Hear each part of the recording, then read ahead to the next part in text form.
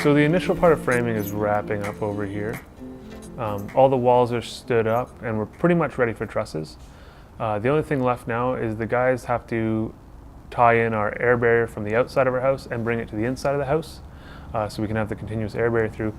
So our air barrier here, for the most part, is a fluid applied, troweled on membrane that's going to go on the outside of our OSB sheathing. In order to bring that air barrier to the inside, what we do is we actually run a strip of OSB through the top plates. So right on the top of the double top plate, we install a shingle sheet of OSB. It's then taped to the outside, and then on the inside, once the trusses are all finished up, we actually sheet the underside of the trusses with 7/16 again, and then we tape all the joints. And that's the way we've done in the past to get a very high performing air barrier, and we've had great success with it.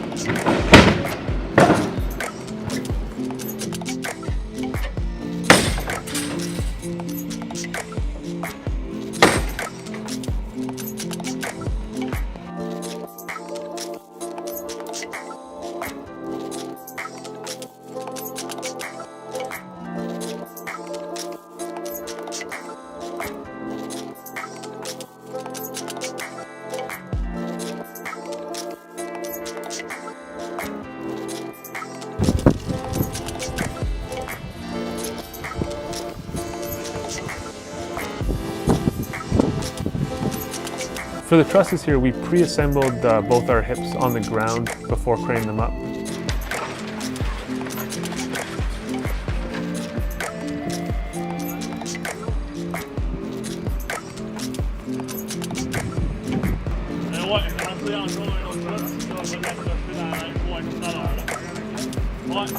Fairly simple to do that. You find a nice, relatively flat area, and you just pre-nail everything together on your layout lines.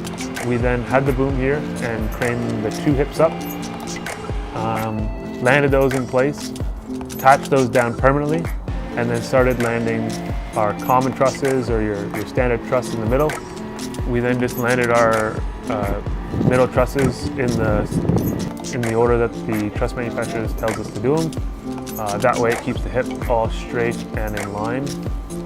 So as the trusses finish out and the whole roof gets sheeted, you want to have your roof contractor booked pretty far in advance.